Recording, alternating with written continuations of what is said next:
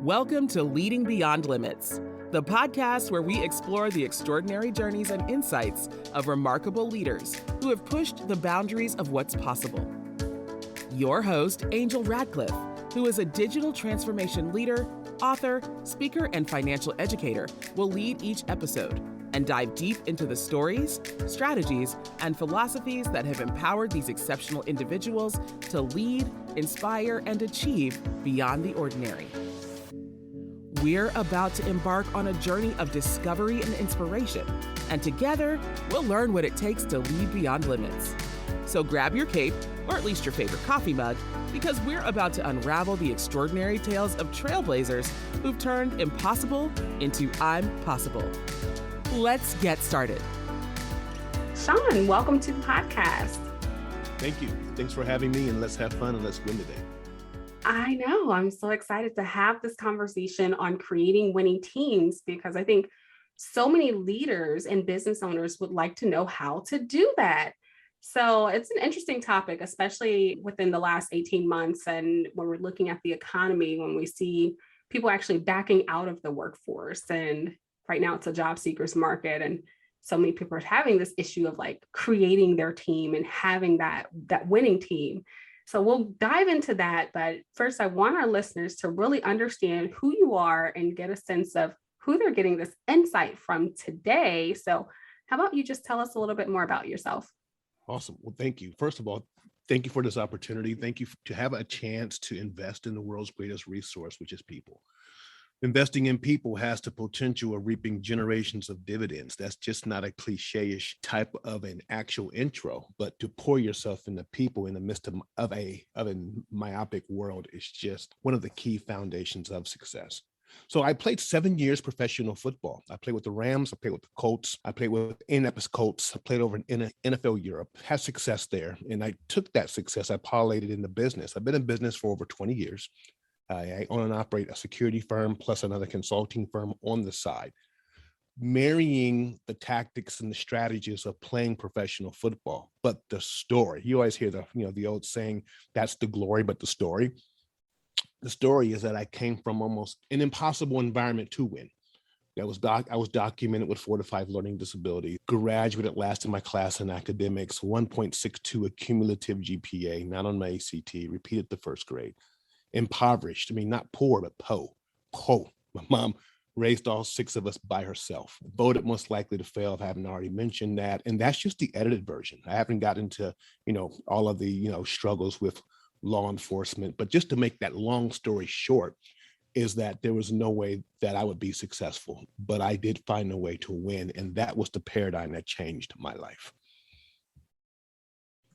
Oh, wow. And so 2 things, you played in the NFL and you own a security firm. So I want to come back to the security firm. So let's talk about the NFL because that had to be an amazing experience. So what teams did you play for? So the Rams and the Colts, Houston, when they were in Houston for a short stint before they went to Tennessee. And then I played in NFL Europe for Frankfurt and Amsterdam as well. And so I had an absolutely amazing experience with some amazing athletes, but more importantly, understanding business from a different perspective and working in the perfection of high-level functioning teams. So coming out of that, how did you go from the mindset of athlete to now motivational speaker, entrepreneur? What was the drive behind that? Right. Well, that was centered around the word win. And kind of digressing back to my story, when I had that conversation that, Shawn, there's no way you could be successful. You don't have the education. You don't have an effective lifestyle. You don't have the right connections. Everything that you can probably mention that was stacked against me athletically, I was horrible. I was horrific in athletics. I wasn't an honorable mention all conference. So I didn't have that. There was nothing there. But I said that, but then something deep within me said, you can win though. And once I made the paradigm, which all profit is birthed in paradigms. Once I've made that paradigm, like I'm in this game to win. I'm in life's game, not to be successful, which is a man-made construct. I'm in life's game to win. Once that happened, everything that was put in me to win came to life. And so I went from 1.62 to a double major graduate from the IU Bloomington postgrad studies, not barely starting in high school football to 7 years professional football, stuttering my entire life, to a corporate and international motivational speaker.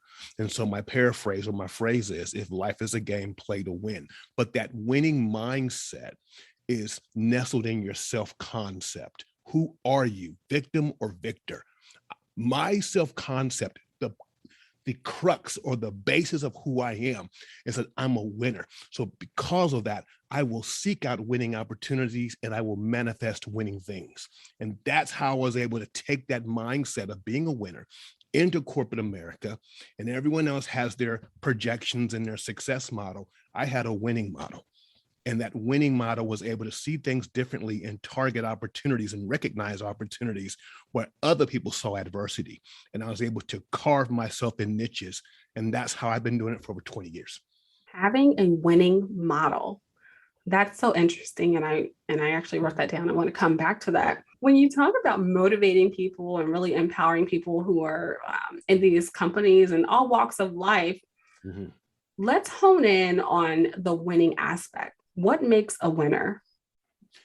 Well, everyone listening to me, this is kind of controversial, but that's okay. Everyone listening to me right now, you are a winner. A winner is something that's not made, it's who you are. So I'll work and I'll explain this, and I'm going to do it from the macro to the micro. This is why people love sports. Now think about this for a second.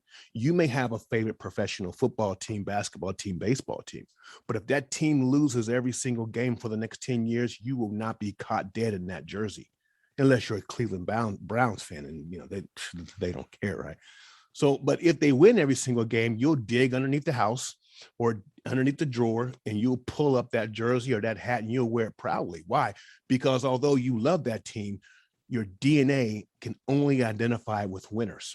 Now, that same concept now makes gambling a multi-billion-dollar industry. I'm always flying into Vegas, get off the plane, slot machines. And these people aren't trying to be successful. They're trying to win. Gaming, video games, multi-billion-dollar industry. So I'm actually working deductively. So now I'm going back to the point that every single one of us, you are 1 to 2 to 3 million sperm cells. You are the sperm cell that made it to fertilize the egg.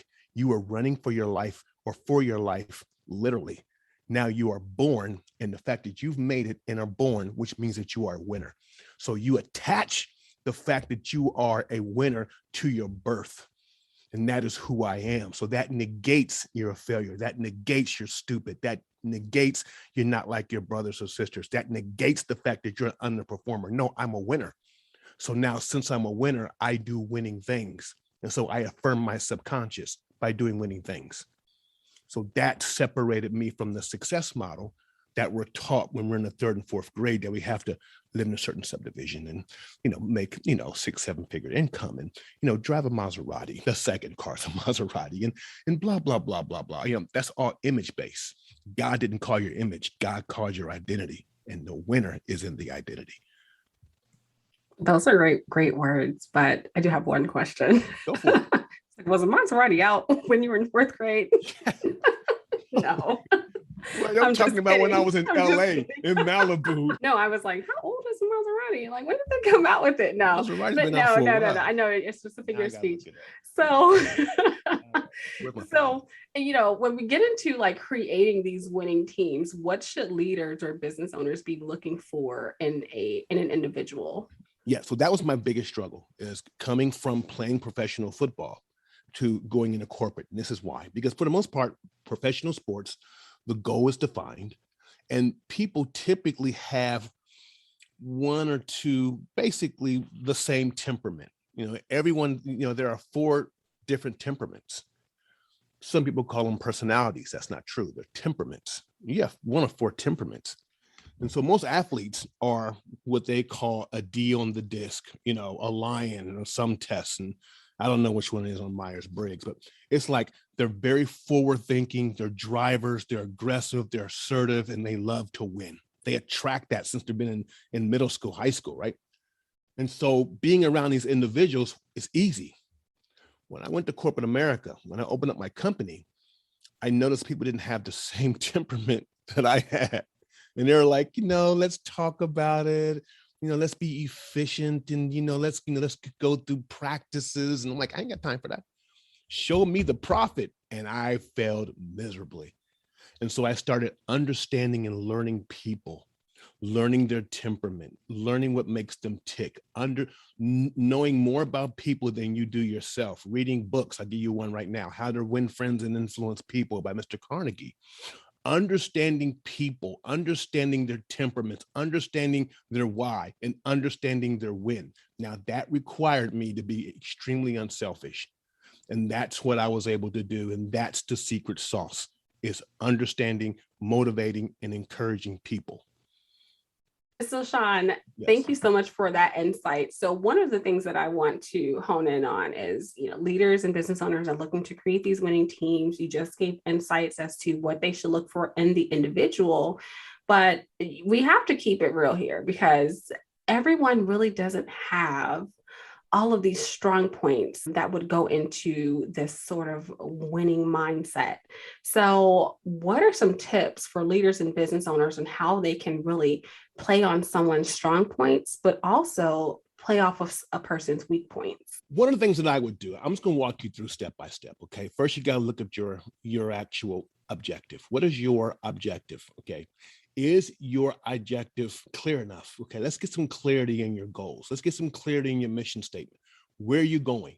Okay, this is where you're going. See, playing football was easy. We're going to the Super Bowl. That's our objective. In corporate America, it can be kind of, mixed or marred a little bit. This is where we're going. What do you need to get there? It's the next question.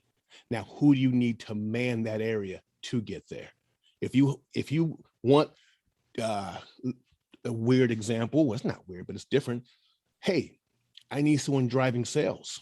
That's huge. Sales, that's in some aspects, is the lifeblood of your company or your organization.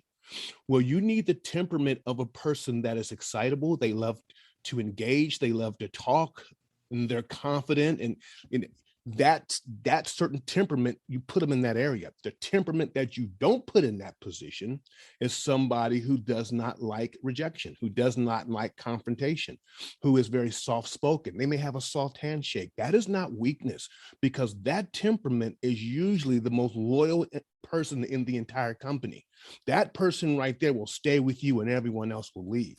So you put that person in the care of people. So you recognize and you value everyone for their strengths and weaknesses. And guess what? No one has all the pieces to the puzzle. I am probably, true confession, I am probably one of the most disorganized people on the planet. I mean, I don't know many people that are more disorganized than me. But guess what? I'm not disabled. I'm uniquely enabled. So I have two assistants. I have someone who's doing this and someone who's doing that, and someone who's driving me and keeping me on task. But they're not as creative as me. They're not as driven as me. They're not up at 3 or 4 o'clock in the morning scheming on how to open up other companies and take over the world. They don't have that. They're in bed, right? So you find your strengths and you find your weaknesses and you find people to complement that. We all focus on Bill Gates, but who was Paul Allen? No one talks about Paul Allen. We talk about Mick Jagger, but who was Keith Richards? The lead guitar player right next to him. We talk about George Clinton, but who was Maceo Parker? And so there's teams everywhere you go. Mark Zuckerberg, yeah, he had like 9 or 10 other founders. We don't talk about them. So everywhere you go, whenever you see wins, there's always a team. We, in our Western society, we always tend to focus on the lead individual, but that support staff is critical. And it's usually the weakness of the leader. So in a sense, are you saying that leaders should meet people where they are and sort of work with what they have? Appreciate people where they are. Look past what's not there and look what they bring to the table. Well, first, honestly, you have to attract, you have to be intentional and to build that, to find, okay, you fit kind of the mode of what I'm looking for. Now, what is your secret sauce? What is your win? Not so much of what is your why. That's what drives you. What is your win? What are you trying to do? Okay, you have great organizational skills. Okay, you have great organizational skills. Great. Well, let's put you in this arena because this is where you're going to win at. Weaknesses, if you're good enough and you're on my team, I'm going to staff your weaknesses. I'm going to put somebody right next to you that's creative and outgoing because you don't have that. And you're not going to waste your energy trying to get that because you'll never get it because that's not what God created in you. So you build your team like a jigsaw puzzle, your strengths. And my job as a leader is to keep you looking at your strengths and to bring people alongside you to complement your weaknesses. Because now we don't compete, we complete. And that we've learned since we were kids watching superheroes. You've never heard a superhero complain about his or her weaknesses. They just say, hey, I can't fly. That's all right. Wonder Woman has a plane, bro. Let's go. So essentially what you're saying is you're using one person's strength to complement that other team member's weakness, not really going in this process of elimination. Because when we think about business owners and also as a leader in corporate, I've worked with several people throughout the years who just did not catch on. And, when you have deadlines to meet and work to get done, you're like, I need another resource or someone has to come in because the team is suffering. It's like, at some point there's some give and take, but your strategy is a bit different. It's not one that I've necessarily heard before. Of course, if you're in a corporate environment, if someone's not working out, essentially they end up losing their job, they're demoted, they're moved to another department, they're not chosen for whatever particular project. No one wants that person on their team. Now, there are people who have this leadership mindset. It's like, let me grow and upskill this person. But to what extent do you continue to do that if that person is not catching on? So what I hear and what I'm hearing is it's going to lay the groundwork for clarification. Okay. You have your core. So what I've learned and what I've noticed in corporate America is that, we hire or they hire, because I'm not a corporate guy. I have about 100 employees, but I'm still not that corporate level. They love credentials. They hire off of, I went to MIT, to this, and they can, great. Yeah, great. You're hired. Resume. Oh, wow. You're hired. Mm-mm. You got to look deeper. You got to look at the core of the person. Okay. And for the lack of a better phrase, I look for the ride or die. I look for someone's like, you know what? I'm in it to win it. I just hired a guy 2 days ago. I know he doesn't he's in his early 50s. And I know he doesn't have the technical and the computer savvy. He doesn't have it. But I said to HR today, I said, this guy will use his verbal judo and he's going to get out there and he's going to make stuff happen. He's going to work because he wants to overcompensate because he knows he doesn't have the technical skills to win. But so he's going to overcompensate in people, personalities, temperaments, and he's going to win that way. Guess what? We're going to put somebody in the office to help him out because that person's a winner. Now, if you're not a winner and you're a whiner, oh, you got to go. I will sniff you out within 2 weeks. You're out of here. You got to go. If you are a person who likes to create mischief and strife, you're out of here because you can't prosper in a stressful, strife-filled environment. And I've learned that by playing professional football. There were players, great athletes, but they always stored up the actual hornet's nest. They always caused gossip and just strife in the locker room. Those players were blackballed, and the NFL will blackball. There's only two teams that will hire a player once he has been blackballed. That's the Raiders and the Cowboys. So if you ever see crazy, unusual players going to the Cowboys, you understand Jerry Jones is his own man and he does things a little different. But they will blackball you because you're not good for business.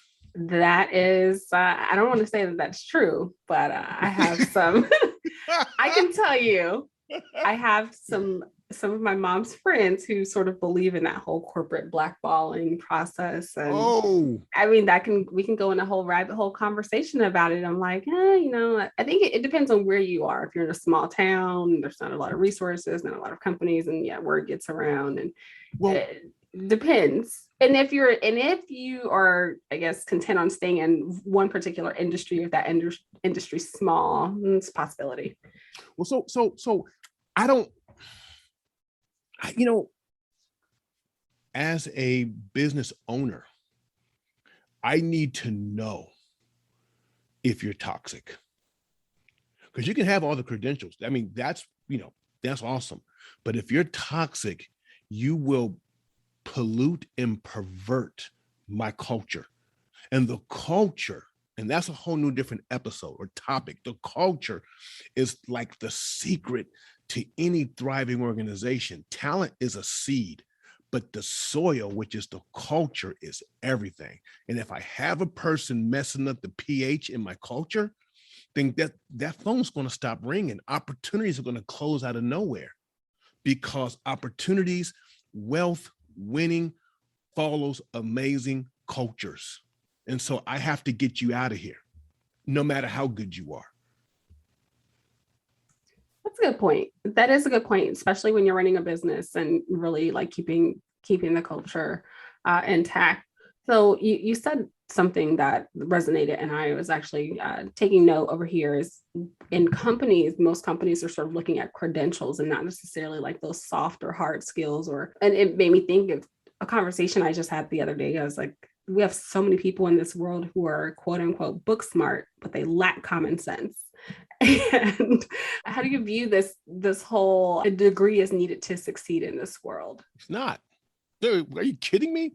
It's like, I mean, this is this is probably one of the biggest scams ever, is that we push people towards college degrees.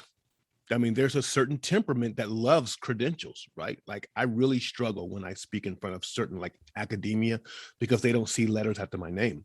But let me tell you something. That's a scam. That is a scam. And there are certain degrees that you need. If you want to be a doctor, I understand that. You want to be a lawyer, learn some Latin, I understand that. But to push everyone to college or towards college is a scam, and it's a big scam. The federal government's making a lot of money. The student loan people are making a lot of money. That's probably one of the only loans you cannot get out of. Think about this for a second. You can get a loan easy, student loan, but bankruptcy can't get rid of it. Nothing can get rid of a student loan debt. It's horrible. And people are paying that for the rest of your life. Think of some of the most successful people. How much college did Bill Gates have?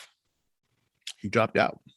Mark Zuckerberg, he dropped out. I have a list of people. In fact, a guy who went to my alma mater is the CEO of the Dallas Mavericks. He dropped out. Cuban dropped out of Indiana University. Now you make a really good point.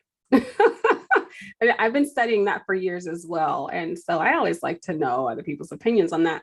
But it really gets me into the next question is, you have a business as well. So you have the security firm. So tell us more about the company that you own. American Services and Protection. We have unarmed and armed security officers located in Columbus, Ohio. We're up to we're right at the 100 officer mark. We've been in business since 2000, and I was partners with another company. And July 2004, I just jumped in full go, and I just took American Services with the help of God. Of course, I have to say that I'm not ashamed of that. And we've been running for years, and it's been a blessing. It's been a challenge. We've learned a lot, but I love protecting. I love blessing. I was an offensive lineman, so every client is my quarterback, and my job is to protect the quarterback. So that's, even in this pandemic. And if I could just jump off just real quick and just have a glorious ADD moment, there is a lot of pressure out there. The elephant in the room no one is talking about is entrepreneurs and business owners and C-suite people dealing with the pressure of the adversity that's in our culture right now. And I just want to encourage everyone, instead of looking out, because there's no playbook for this. We haven't had a pandemic since 1918. We're 100 years due. There's no literature. There's no pandemic. There's no case study for this one, okay? You're not going to bring in a consultant to show you. So stop looking out, and now you got to look in. You got to look in, and you got to dig in deep. It will break. You will see the opportunity, and you will win. Take care of your mind. Take care of your body. Take care of the people around you, and let's ride this thing out. Those are really good, inspiring words. So I want to go back to your security business, because are you providing equipment? Is it bodyguard? Oh, I'm sorry. That was the motivator in me, kind of just like this went somewhere. No, you're fine. Yeah. So yeah, we have unarmed and armed security officers primarily. We do sell and resell security products, not as much as we used to. And we are licensed in the state of Ohio. We do have a federal certifications as well. And yeah, that's what we do. We do mainly corporate clients, high-rise buildings. I typically do not provide security with any installation that serves alcohol or no high-risk environment, because I don't want that phone call saying, hey, your officer was involved in a potential, altercation or things like that. So I just elected not to take the business. So Shawn, take me back to before starting the business, even before the partnership. When did you first learn about entrepreneurship? Wow. It's amazing. That is a great question. That's a great question, by the way. My brother was an entrepreneur. My mom actually raised us to be entrepreneurs. My mom scrubbed floors for a living. She scrubbed floors for very affluent and wealthy people. And she would listen to the conversations. And sometimes they would teach her. And she watched, and then she would come home, and then she would teach us. She would explain what the individuals were doing, what was their next move, what was the meeting about. I mean, high level stuff. And she would just, this is how you do it. This is how you get your land. This is how you get your gold. This is how you prepare. And in a sense, she was an entrepreneur being a maid. And that just stuck with us, stuck with all the Harpers. So when you were really getting ready to walk into this business venture, did you know everything you needed to do as far as legitimizing a business and Nothing. Contracts and nothing? I knew absolutely nothing. Who was more so your go-to person at that point? I probably knew about 10 to 15% of what I needed to know. And it was trial by fire from day one. But I'm going to share something with you that helped me in this, is that although I didn't know, the strategic plans and a good CPA and the things that they teach you in the SBA handbook, right? But I knew spiritual laws. My mom taught me that. And so I would spend a lot of time investing in forgiving and giving money and just being a blessing. And I promise you that carried me for an extremely long time. And that's a totally different, but it doesn't come to you if it can't get through you. And so I've learned how to be a big time giver. And I sowed a lot of seed to bless people throughout those years until my head knowledge caught up. And then I started, with teams, hiring people that was just absolutely smarter than me. I was also taught, you spend your money on certain things. I found the best CPA. I found the best lawyers, and I paid them. And so now you go out, you handle it, you fight, you look at contracts and tell me what you see so you can teach me a little bit too. My team is always smarter than me. Sometimes they are. That's, we can have a whole conversation about teams. That's something that I've been working on building for a while now. And it's interesting to really see people's personalities and dynamics and really how they fit into something that you're trying to build. So Shawn, I definitely appreciate those insights. I know we're nearing the end of the show. And do you have any last words for our listeners today? Yeah, I do. Learn failure is your friend. Failure is your friend. The average millionaire has filed for bankruptcy 3.2 times, according to Google. Failure is your friend. Learn from it, get back up. And when you get knocked down, if you can look up, you can get up. And as you helping them as a coach, that's the most important part of that aspect of your team. Build it and win with it. Thank you for tuning into another inspiring episode of Leading Beyond Limits. If you enjoyed today's conversation and want to hear more from our incredible guests, don't forget to subscribe, rate, and review us on your favorite podcast platform. Your feedback means the world to us. And if you have a remarkable leader in mind who you'd like to hear on our show, or any questions and comments, feel free to reach out to us. You can find our contact information in the show notes. Remember, leadership knows no bounds, and with the right insights and determination, you too can lead beyond limits. Until next time, keep reaching for the stars and leading with purpose.